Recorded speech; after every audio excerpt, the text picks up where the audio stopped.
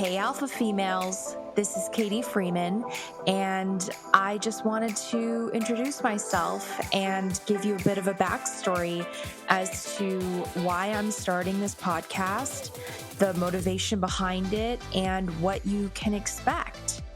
So let's get into it. I am a legacy.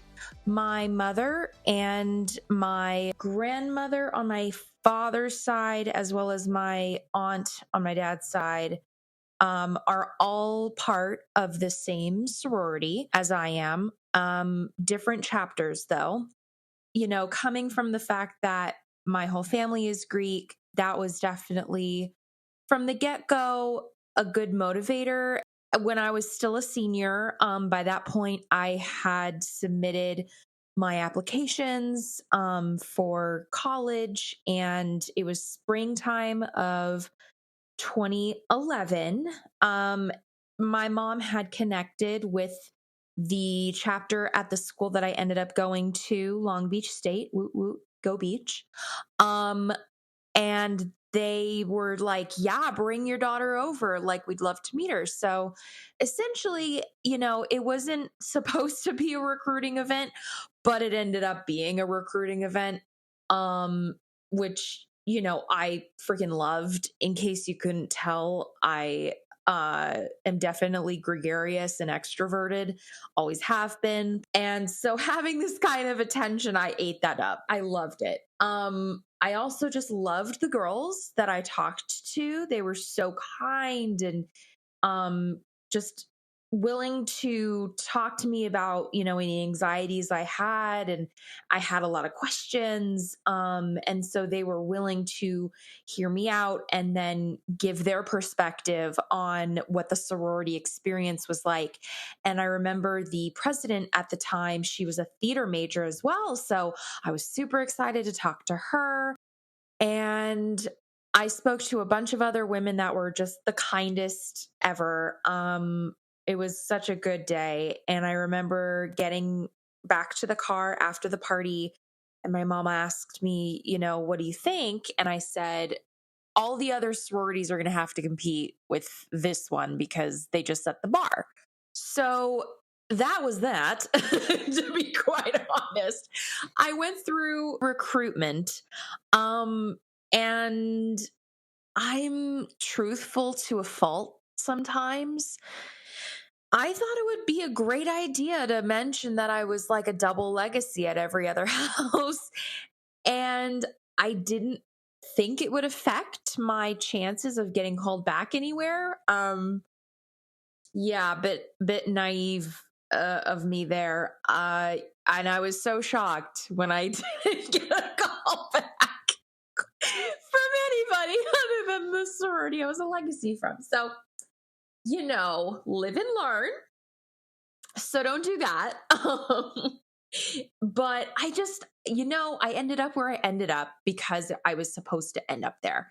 I don't regret anything. I was able to have my mom and my grandma attend my initiation ceremony. Like, how many people can say that? That's so special. And I mean, I just remember that morning of initiation, getting ready and just crying, thinking about how cool it was to share this with family members. And I felt the gravity of the situation. I knew it was important. And so I was so happy that day. Honestly, it was such a great day.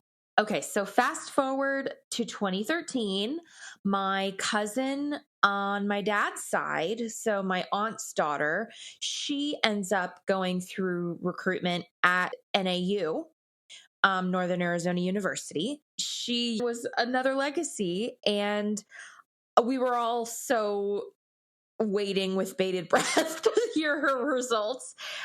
She ended up going the same sorority as us. So we all flew over to Arizona, and by luck, she was in a big new member class. And so the way it worked out was during the initiation ceremony, her big sister was supposed to initiate her, but she had taken on twins. So for whatever reason, my cousin's last name was around the same last name as this other girl. So the big couldn't be in two places at once. So they came out to us and said, would any of you like to volunteer to kind of be the guider during the ceremony? And I leapt at the chance.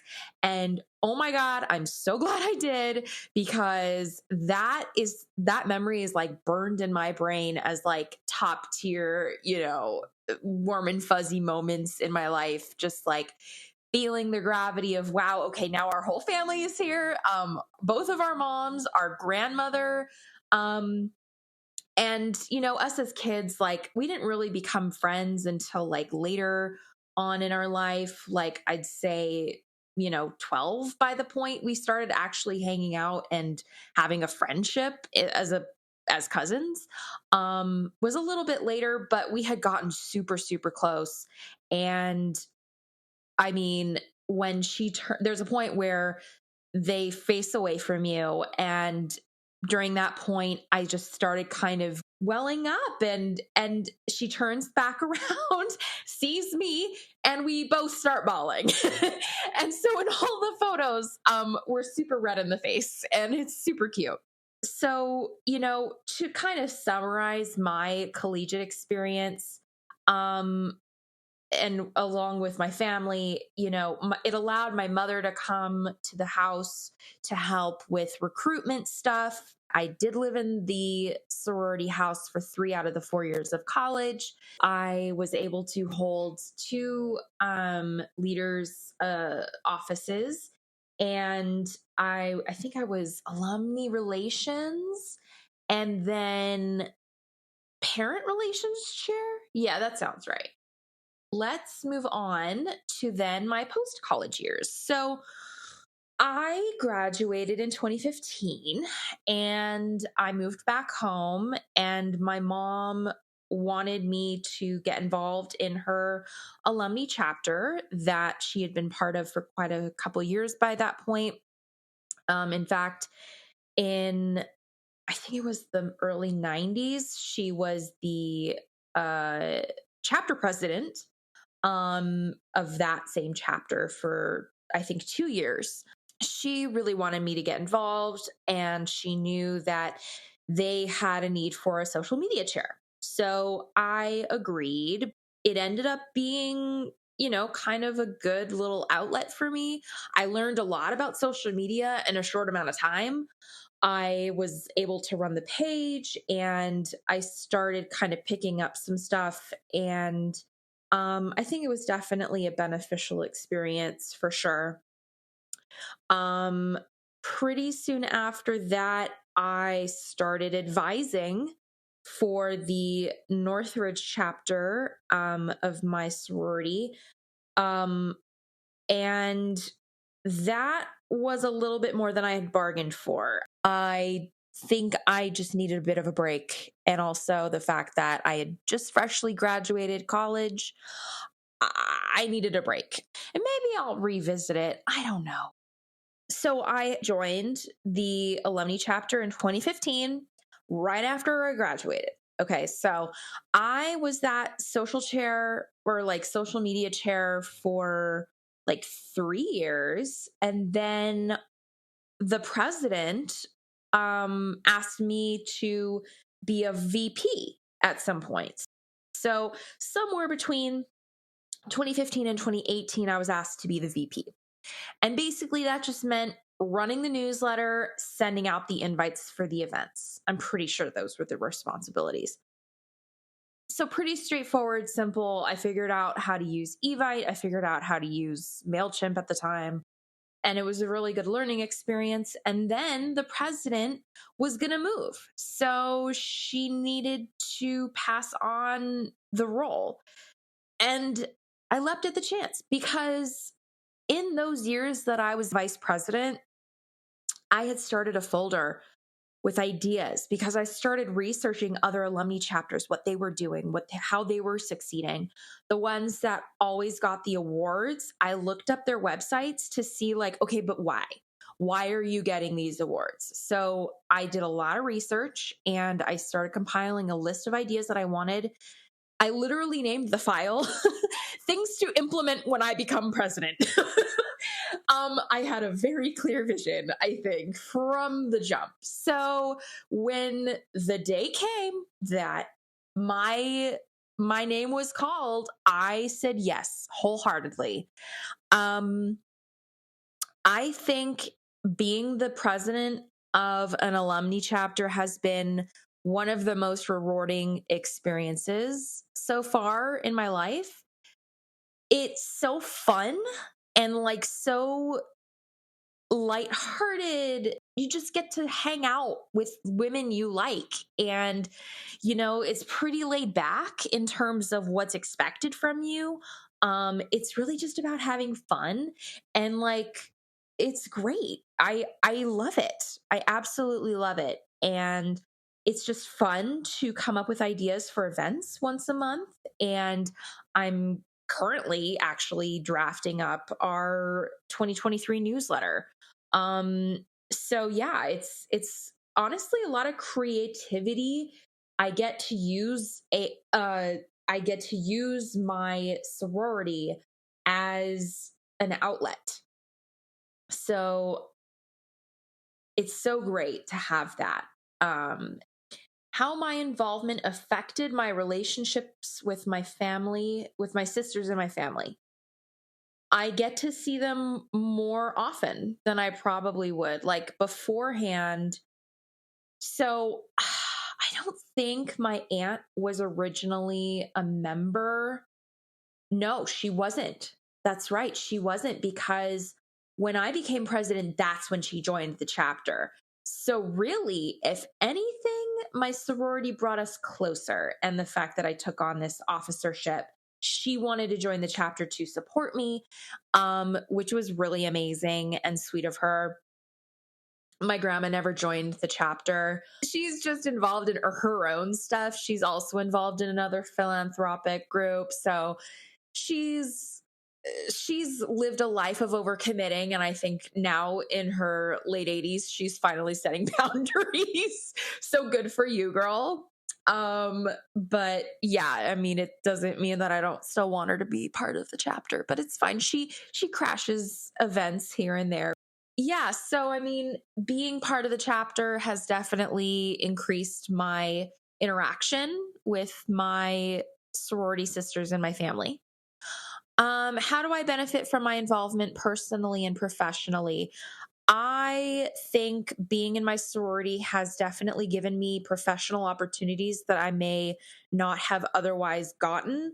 I know how to lead and delegate a committee. I know how to run a 250-person event from start to finish now. I did an event earlier this year for the entire, Southern California region, our Founders Day, and it was a big success.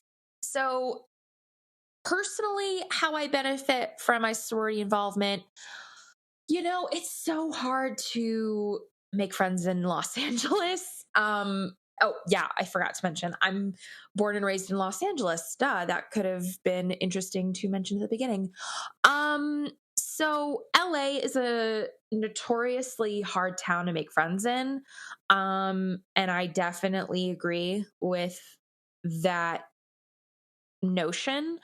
However, being involved in my sorority alumni chapter definitely allows me opportunities to meet women who are outside of my age range, outside of my geographic, immediate, like, even 10-mile range. Some girls are driving from like Chatsworth, Santa Monica, Santa Clarita, Palmdale, like all over. So, it's nice to have a monthly event that we can all plan on meeting at and catching up. It's always such a good time. So personally, I definitely benefit from that social aspect. So The past year, I've been feeling like I want to get back into podcasting. I had started another podcast back when I was still in the acting career track. And it kind of fizzled out, but it was just a different time then. Things were a little bit harder to figure out, like how to upload. Now there's so many like automated websites. It makes it so much easier. I'm just super passionate about my sorority experience. I felt like it was incredibly positive. I want to address that I know not every single person shares that perspective. If you are stumbling upon this podcast and you are looking for any kind of Greek guidance or insight from people who have actually lived it, then this is it. This is the podcast for you. I want this to feel like a big sister is walking you through how it's going to go, what you can expect, and to be like a guiding positive light. Because there's lots of negativity out there. That's fine. You can have your own opinions. I'm going to share my opinion. My plan for the podcast is to have different topics each week or other week. I'm not really sure on the schedule structure just yet. I think it'll be Fridays, maybe. We'll start with Fridays and see how that goes analytics wise. If it doesn't work out, I love the alliteration of Alpha Female Fridays, just saying. So yeah, it'll just be like a podcast covering tons of different topics all related to sorority life, before college, during college, after college, and taking interviews with my sorority sisters, basically just asking how they started, how's it going, any advice they can give, any insights they may have gained. If you have any questions or are considering going Greek, I want this to be a resource for you. So any questions you do have, you can shoot an email to alphafemalepod@gmail.com. This is Katie Freeman. I am super excited to go on this journey with y'all. And I'll see you next time, Alpha Females.